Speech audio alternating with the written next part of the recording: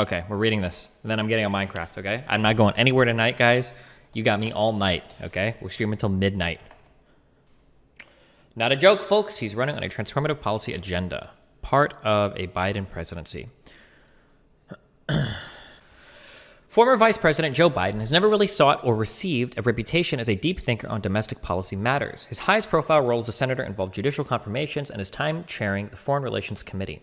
As a vice president, his best-known work was in national security domain or as a personal emissary from the White House to Congress. As a candidate in the 2020 primaries, his pitch was overwhelmingly about electability. His policy profile was defined primarily by the things he wouldn't embrace. Left-wing journalists and activists criticized his opposition to sweeping proposals from Senator Bernie Sanders like Medicare for All or the Green New Deal.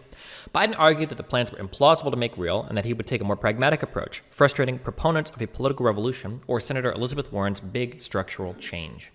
That conflict between what the left wants and what Biden wouldn't give them became the dominant narrative about him in the mainstream press. Biden was defined by the things he was against rather than by the substantial overlap between his policy ideas and those of his progressive critics. Biden is a mainstream Democrat, and the Democratic Party has grown broadly more progressive in recent years. He is now running on arguably the most progressive policy platform of any Democratic nominee in history. It's a detailed and aggressive agenda that includes doubling the minimum wage and tripling funding for schools with low-income students. He's proposing the most sweeping overhaul of immigration policy in a generation, the biggest pro-union push in 3 generations, and the most ambitious environmental agenda of all time. If Democrats take back the Senate in the fall, Biden could make his agenda happen.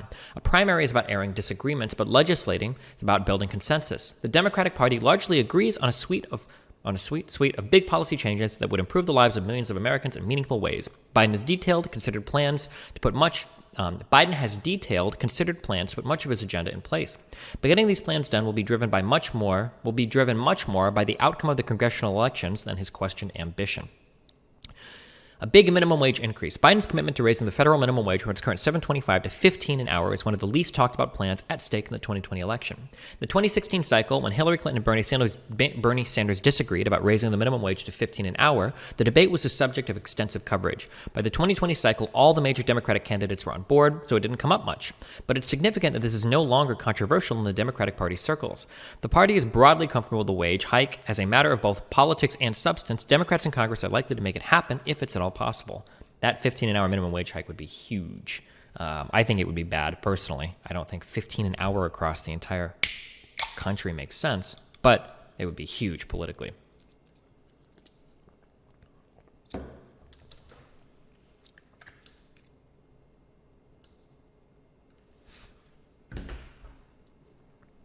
Krugman disagrees. Krugman is pro $15 an hour nationally. Paul Krugman. Oh, this is from 2014. Is there anything more recent? I know there's a way in Google to look at.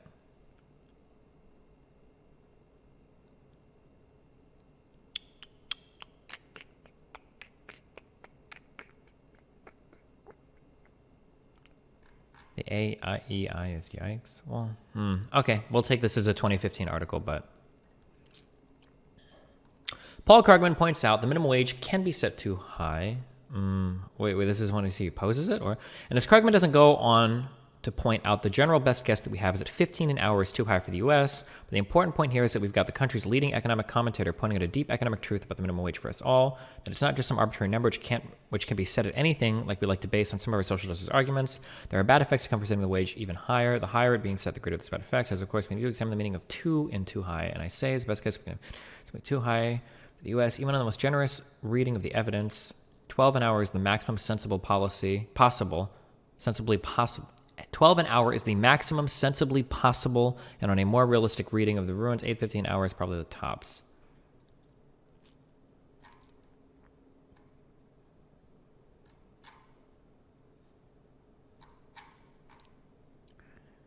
Average wages are determined by average productivity. Thus, average wages are an indication at the very least of what productivity is. Thus again, logically, median hourly wages are a good guide to average productivity. When you talk economically, what is productivity? How do they calculate that? This must mean like a specific, it can't just mean like efficiency of a person completing a task. It's got to be like hours of labor into like how much like revenue or something is generated, right? Is that, it's got to be more complicated than this, is it? Or is it not? Productivity in economics.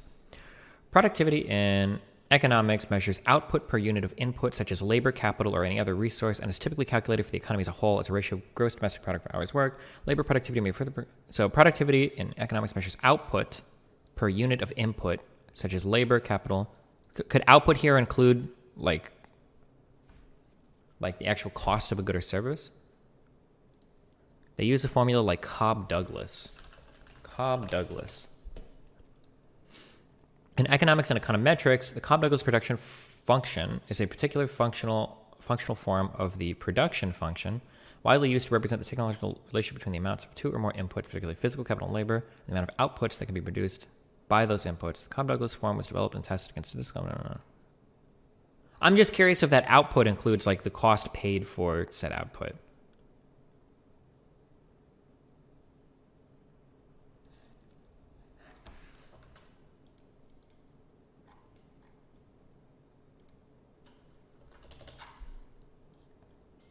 Federal minimum wage equates to 15 an hour. Wouldn't that just cost everything, or at least to go up in price? Maybe I better understand. Here, just have the mullah. Yeah, probably some increase in price, but hopefully not completely proportional. Like wages only wages. Fuck, I knew this when I was in McDonald's because you're a genius. We would have to keep our labor under a certain percentage of sales. Thanks for fucking up my streak, wages are anywhere from like 10 to 20%, I think, of like the final product in like a fast food sale. So, like, if you double your wages, it's not going to double the cost of the final product. I don't remember exactly what it was, but... Okay. I don't... Well, if you guys have something different to link... Paul Krugman, 15 an hour...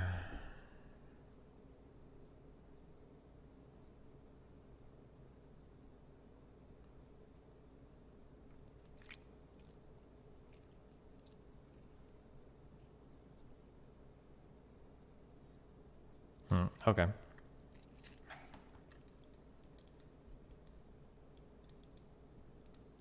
Some Twitter bullshit.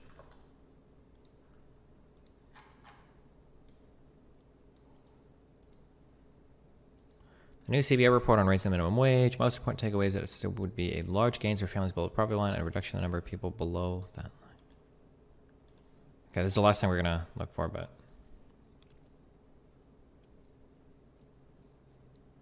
People are saying you can filter by... Okay, that's okay, I don't care.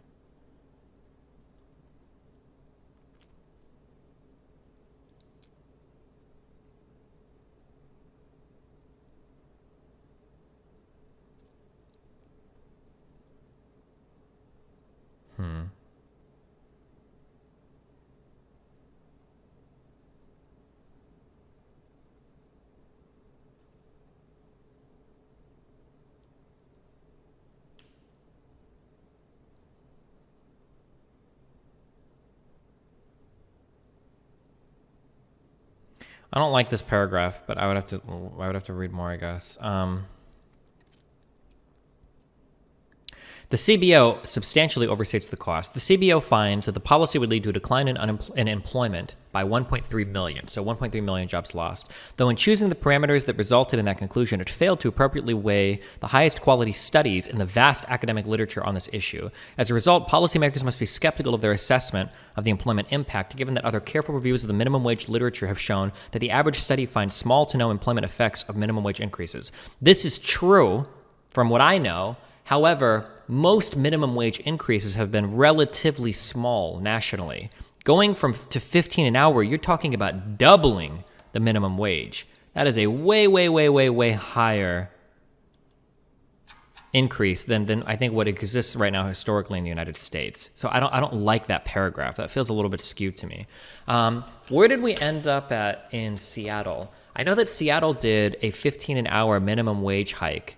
And then initially they thought it was okay. Then they thought it was bad. Then I wonder what... Oh, fuck, there's a whole other thing. Let me just skim this really quick.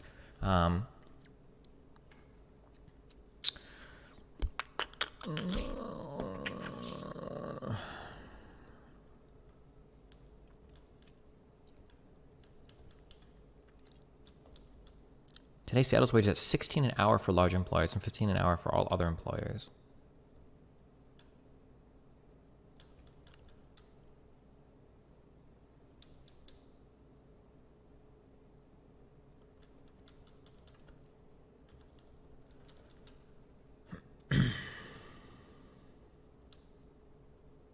So people didn't actually leave the city, even though they threatened to.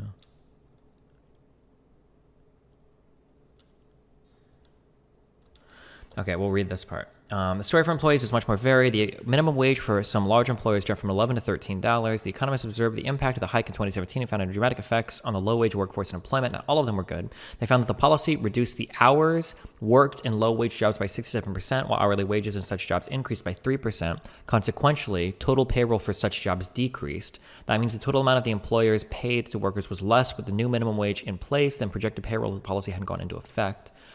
The data researcher Mark C. Long explained suggested a tipping point between $11 and $13 when it becomes less tenable to keep work in the city. Critics are quick to point out that that wasn't solely due to the minimum wage policy. Seattle's labor market continued to heat up during that period. But a year later, the team published another paper that complicated their findings. They looked at the same time period and same wage increases, but this time broke down the actual take-home pay of workers. They found that workers... My favorite streamer. Thank you, buddy. They found that workers who were already employed at the low end of the wage scale in Seattle enjoyed significantly more rapid hourly wage growth following wage increase. Those who were already working for more hours before the wage increase saw essentially all of the earnings increases, while the workers who had fewer hours saw their hours go down, but wages go up enough so that the overall earnings didn't really change. They theorized that a slowdown in new hiring for low-wage ultimately workers already employed, so they're going to go up or stay roughly the same while working fewer hours. Critics of the UW researchers have seized on Seattle's uniqueness to discount the UW findings. Ben Zipperer of the Liberal Economic Policy Institute wrote that the UW research is based on a flawed comparison with Seattle and the rest of the state. He argued that the decline in low-wage jobs was due to a hot economy boosting. The data did show, Zipperer argued that there are still questions about the policy's impact, such as new employment.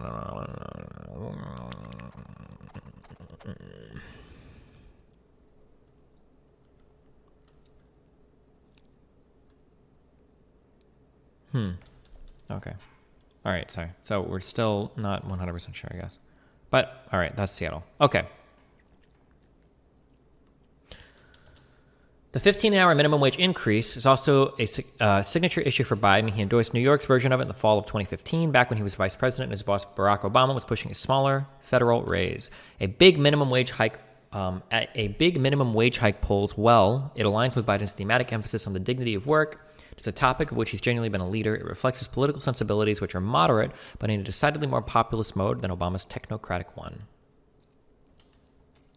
I feel like Seattle would be a very different compared to bumfuck. Yeah, Seattle is definitely a particular type of thing. But, okay.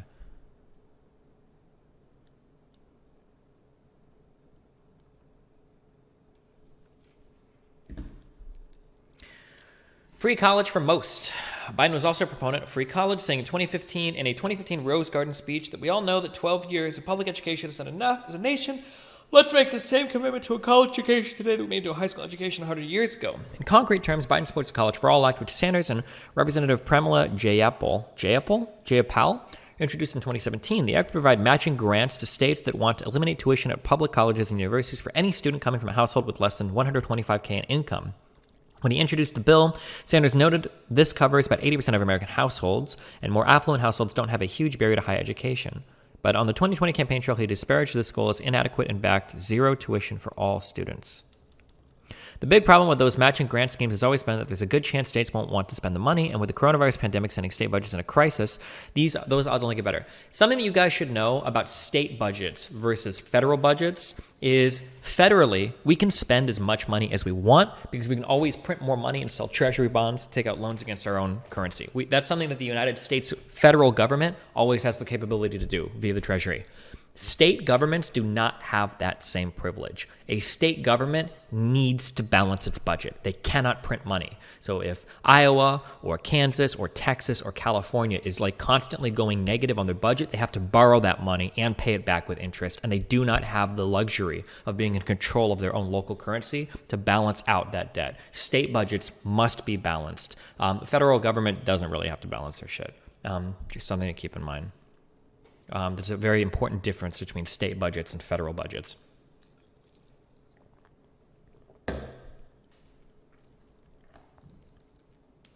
They can't print money, but they can issue debt, so budgets don't necessarily have to balance in the short run. Prody is correct. In the short run, I think I said that. They can borrow money, but they're going to have to pay the interest on it, and that has to be paid. They can't. I don't think any state can borrow infinitely like the federal government can.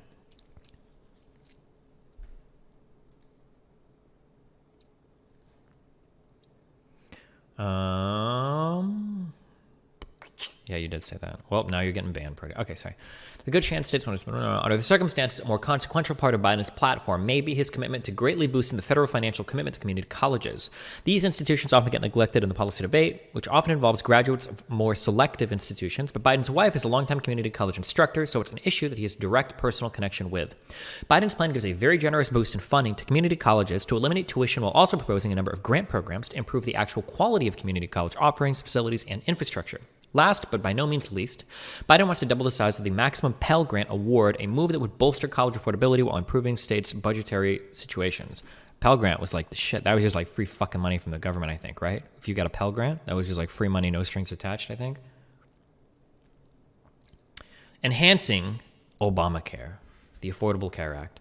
The healthcare debate during the primary became a long dispute between Medicare for All supporters, Bernie Sanders and Elizabeth Warren, and non-supporters, the other candidates, more or less. That obscured the extent to which Biden's plan was considerably less ambitious than other moderate plans from the likes of Pete Buttigieg and Beto O'Rourke.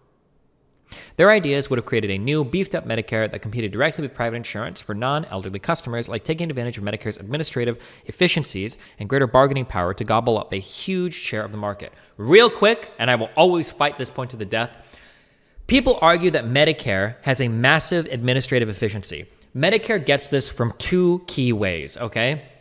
So Medicare is the free healthcare that we administer to elderly people in the United States. There's two reasons why Medicare's administrative costs are so fucking awesome. One is that Medicare has to pay out a lot more money in terms of cost of care because a lot of their patients are very fucking old. So they draw in more money, meaning that let's say that it costs $1,000 administratively to take care of a kid and $1,000 administratively to take care of an older person. Well, the older person's percentage of that total administrative cost is going to be lower because they're going to require way more cost of care than a younger person, right? The cost is always going to be way lower as a percentage of the total. The cost for administration is always going to be way lower as a percentage of the total cost of however much funding it is for older people because they because of that. Wait, Medicaid is for poor people, Medicare is for the elderly. Did I misspeak? I've been talking about Medicare the entire time. Did I say Medicaid? Please, hi chat, I can't read along. Sorry. Oh, I don't know why Reindeer Florida in chat decided to say it. Flotilla. Medicaid is for poor people. Medicare is for all the way. Okay. Yeah. Okay. Sorry. Okay. Yeah. So this is one of the reasons. So that's one reason why Medicare's administrative costs are really low. The second reason why Medicare's administrative cost is really low is because half the administrative part of Medicare comes from the fucking SSA, the Social Security Administration. Other parts of the federal government are in charge of like figuring out who's eligible, tracking lifetime payments and contributions, figuring out how much money goes out. The Social Security Administration picks up a lot of the fucking overhead from Medicare, so they don't have to actually do that. Yeah, so when people are always like, Medicare is so much more efficient than the private market, blah, blah, blah, blah, blah. I mean, like, maybe, but also Medicare offloads a lot of its costs. Medicare offloads a lot of its costs onto the Social Security Administration as well. So it's not a completely fair one-to-one comparison. I take issue with this because there was that horrible fucking study that was posted, I think in The Lancet, unfortunately. I hope not, but it might have been The Lancet. That was posted saying that, like, well, if we had Medicare for all, we can just easily do the math and look at the administrative costs on Medicare, and we can blow that up to the entire population and look how much money we'll save. No, bullshit. That was such a horrible, it was in The Lancet. Yeah, yikes. But anyway, okay. What's wrong with The Lancet? Nothing. The Lancet is one of the most prestigious medical journals in the world, but they've had a few big blunders over the past few years. One was that hydroxychloroquine massive meta-analysis or whatever, where they didn't have access to the database and they had to pull the study. And then I think that Medicare for All study was really gross too. But okay. Lancet was also the journal that published the autism study too, that children get autism with vaccines a long time ago as well. But yeah.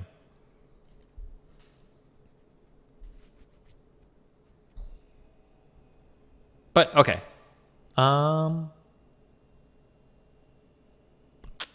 Dyson, do you think the private market is more efficient than public institutions? Yes. So generally, the private market will be more efficient because capital can flow very organically and very quickly to where it needs to go. But not every type of service can be provided for by the private market. So for instance, just because capital can flow efficiently to different sectors of the economy doesn't mean that we're solving for problems that we want to solve for in the economy. So it seems to be the case that private institutions just can't solve for healthcare. It doesn't seem, whether the profit incentives don't line up or that for whatever other reason, like it just doesn't seem like healthcare is something that the private industry can do very well. So for that, we should probably do public funding for it. But okay. Biden has proposed something more modest. His plan would add a public option to the Affordable Care Act exchanges, an old progressive proposal from the 2009 debate, which should lower costs for people shopping on the exchanges. But while Biden's version of the public option will be formally open for anyone to join in practice, the vast majority of Americans who haven't reached retirement age will continue to get health care from their employers. There is seemingly no tax-efficient way for a company to shift employees into the exchanges. In other words, Biden uses the public option to improve the situation for people currently using the AC exchanges while not really altering the structure of job-based health insurance.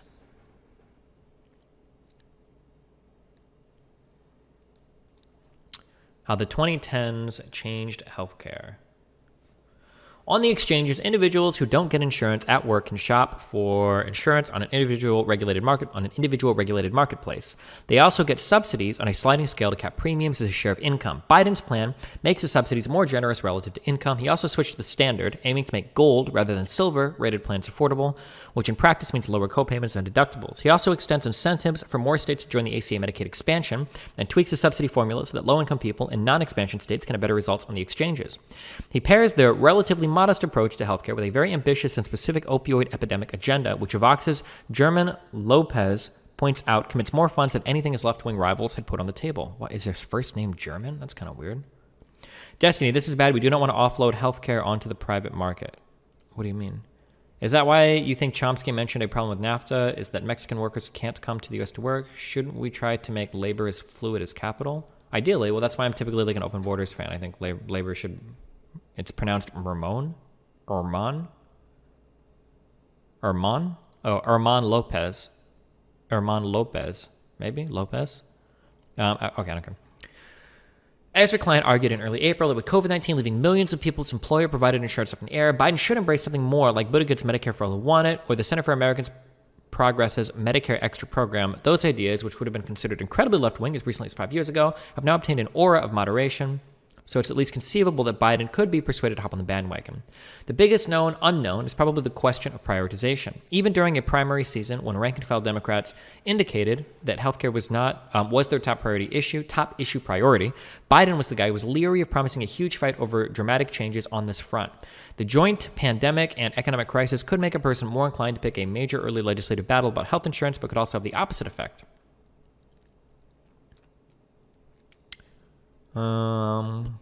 Okay, sorry, hold on. I'm trying to get through this. This is one of them. All right. The dramatic transformation of federal housing policy. While a minimum wage hike and a big boost for community colleges have both been longtime Biden passions, his housing policy was released in late February at the tail end of the campaign, and the candidate himself has barely even mentioned it. Even though Biden was the last candidate in the field to release a blueprint for housing policy, what the campaign came up with is excellent on substance and aligns closely with experts' view that there is really a dual housing crisis in America, as well as with the recommendations about how to fix it. Biden's approach has two major policy prongs, paired with a series of commitments to step up federal civil rights enforcement. First, Biden wants to make the federal Section 8 housing voucher program an entitlement like SNAP or Medicaid so that all eligible families would get help. A huge change from the current situation where 75% of low-income families who meet the criteria for help don't actually get any.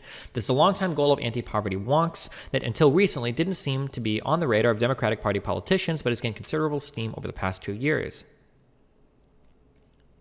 Second, Biden wants to tie federal transportation funding to state and local government commitments to reduce regulatory barriers to housing construction. This is much more ambitious than the Obama administration's proposal on housing supply, but it is the main policy recommendation of a book I wrote in 2012, so it's a great idea. Okay. People familiar with the development of the Biden housing agenda describe it as a subject of interest to some of his top aides rather than a personal passion of the candidate. And while Biden's plan would be a boon to the poor and for broad economic growth, it doesn't really address the primary housing concern of people who write about politics for a living on the internet, namely that young middle-class renters in very expensive cities would like more stringent rent control. But beyond its technical merits, the plan has some real virtues in its implementation that starts with the fact that the Section 8 proposal is perfectly designed to be folded into a budget reconciliation bill that could avoid the filibuster. A change to the transportation funding formula, by contrast, would have to happen on a bipartisan basis. But the idea of wielding federal carrots and sticks to encourage changes in local land use policy is one that has elite support across party lines and could conceivably make its way into the kind of bipartisan mega bills on surface transportation that wend their way through Congress every few years.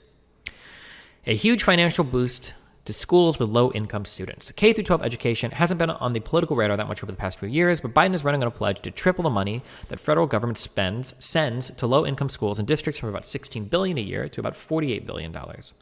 Education is primarily a state and local responsibility, but the federal government does spend a significant amount of money on grants made under Title I of the Elementary and Secondary Education Act, money intended to help level the playing field between richer and poorer schools.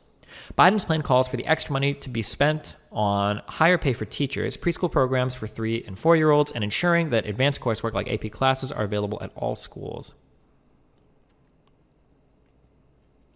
Biden's emphasis on a big boost in spending reflects a swing of the pendulum in the research community in the direction of throw money at the problem solutions that became unfashionable in the 90s. A wave of research indicating that how schools spent money was more important than how much money they spent helped inspire a generation of policy emphasis on education reform ideas like charter schools and changing teacher compensation formulas. A newer line of research, summarized in a 2018 paper by economist Kirabo Jackson, looks at quasi-experimental evidence driven by state court decisions mandating equalization of funding between rich and poor districts, and mostly concludes that spending more money works pretty well. That scholarship says that a 10% spending increase each year from kindergarten through 12th grade led students to complete a few more months of school, to earn 7.25% more, and to be less likely to be poor. Biden's plan was released before the pandemic through state and local governments in a budgetary crisis. Under present circumstances, the issue for K-12 education policy is likely going to be exactly how much is spending cut given those pressures, with Biden joining congressional Democrats' call for significant federal aid to minimize cuts. So it is relatively unlikely that a standalone education bill, as opposed to state and local aid as part of the pandemic recovery agenda, would quickly materialize from a Biden administration. But the text of the plan is a good outline to his education priorities, and his more is more approach here is pretty different than the much less teacher-friendly course Obama pursued in office.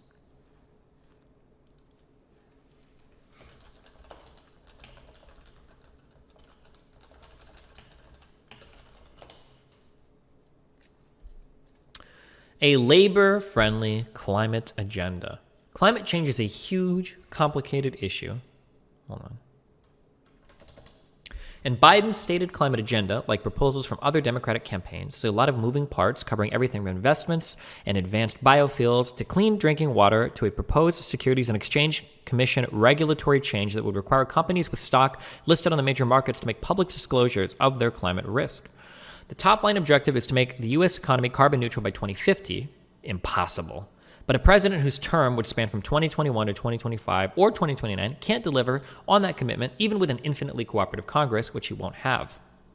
Climate is one of the trickiest policy areas for Democrats because the gap between the goals climate scientists think are appropriate and the likely results of the legislative process is so large. The gap is so large. That's why this is and not are, because the gap is so large. Okay.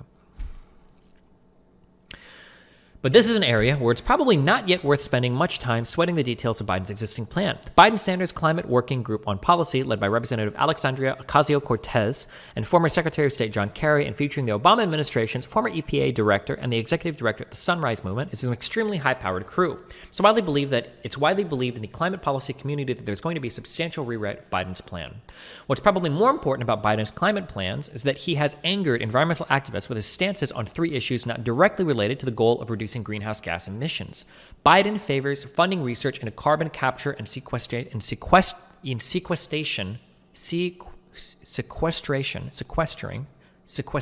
technologies, has a favorable view of nuclear power, good job Biden, and does not favor a short-term ban on fracking, good job Biden.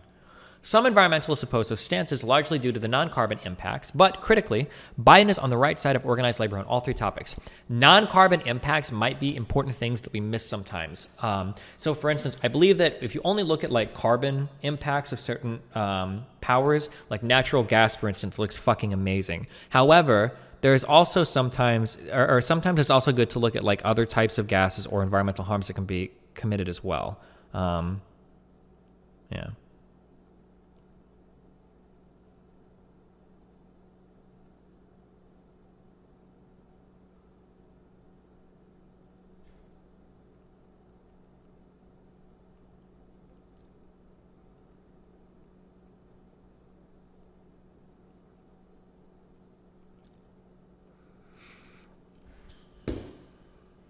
Okay.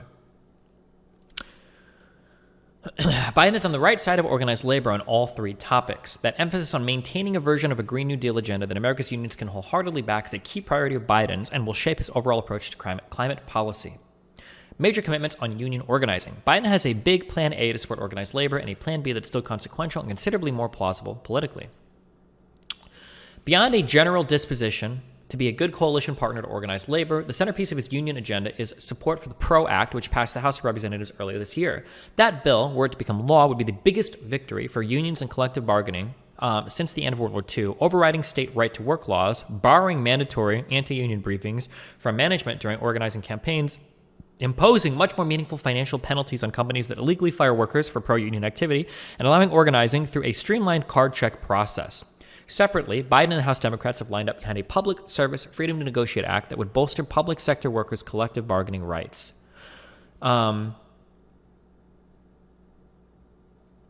curious, if legislation passes the House and then you get a new president, or when you pass a bill in the House and it's sitting on the Senate floor or it's waiting to be heard in the Senate, how long does that legislation last? Does it expire after a year or a week or a month, or how does that work?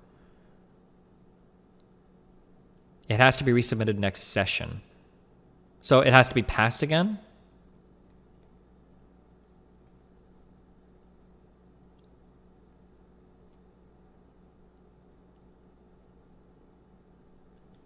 A single session. What is a session? Is that every 2 years, every year, how long is is that every 2 years?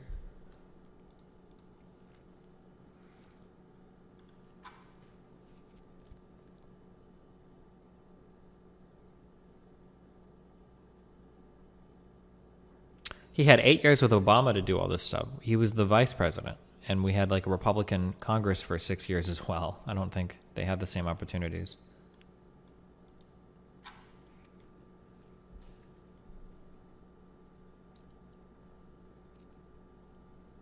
But, okay. Realistically, it's very difficult to see this bill becoming law. It passed the House, but it has no prospect of obtaining bipartisan support in the Republican-controlled Senate. Even if Democrats were to win 3 or 4 Senate seats and obtain a majority, 6 incumbent Senate Democrats don't support the bill, and it's not something that you could put into a reconciliation package, which would lower the bar to a simple majority. Biden has not indicated any desire to change the filibuster rule. I'm really curious how you figure out how this works. But, okay. Biden has not indicated any desire to change the filibuster rule. Even if he did, there seems to be little support for significant filibuster change among Senate Democrats.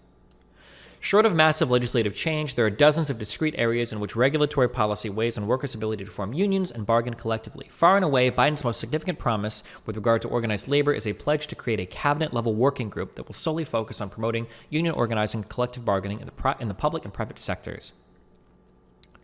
The Obama, Clinton, and Carter administrations were all sympathetic to unions and union concerns, but none of them made it a priority to promote union organizing. If Biden were to follow through on this in a remotely serious way, it would be a significant shift in economic policy priorities from what we've seen from recent Democratic presidents. Given the extent to which Biden is run as a candidate of continuity and restoration rather than revolution, there's good reason to doubt exactly how much appetite for pushing the envelope in this regard he really has. But a much more favorable view of unions is in line with the evolving thinking of mainstream Democratic Party economic policy hands, so it's not out of the question by any means. Back to the future and immigration. Biden's immigration plan makes a very self-conscious effort to distance him from the rapid speed-up of deportations in the first 4 or 5 years of Obama's presidency. But immigration is the area where Biden generally is most literally promising continuity with Obama's approach, at least during his former boss's second term. Item after item on Biden's immigration policy platform promises to reverse this or that of the Trump administration policy.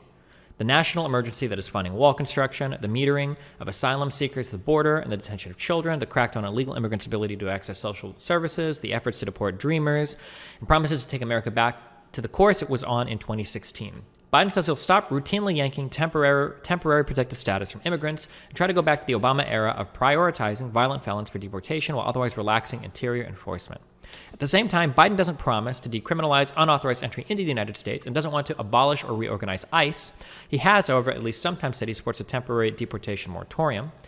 Instead of these activist favorite demands, he supports comprehensive immigration reform, including the legislative establishment of a path to citizenship for millions of long-settled unauthorized workers. This is the only real way, by the way, to deal with illegal immigrants in the United States. There has to be some path to citizenship. The idea that, like, we're going to just deport, like, fucking, what is it, like 13 million people?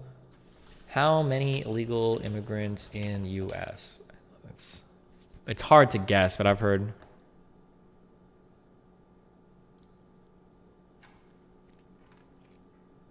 Oh, I might be a little high. I'm sorry. Range from 10.5 to 12 million. Like, there needs to be a path to just make these people citizens, okay? It's stupid not to. Many activists are frustrated when they hear Democrats talk about a legislative solution because immigration-friendly politicians have been talking about it for nearly 20 years and it keeps not happening in Congress. But it polls reasonably well and would provide a better and more stable outcome for unauthorized immigrants than the alternatives, and politicians can point to big stacks of research that say it would be economically beneficial. If it happened, it would be a huge deal, but it's hard to get people excited about it in part because few people believe it will actually happen. A transformative agenda, maybe. Reviewing the Biden policy agenda is a sobering reminder that despite the myth-making of the presidential primaries process, the identity of the person sitting in the White House simply is not that decisive in the future course of domestic policy.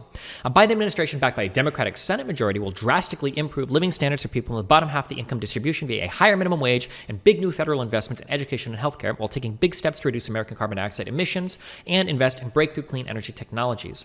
Even with a Democratic majority, however, a Biden administration is unlikely to deliver the huge shakeups to labor and immigration law that even the most moderate candidate in the field supports due to filibuster dynamics. And if Mitch McConnell remains the Senate majority leader, it's very unlikely that any of these things will happen.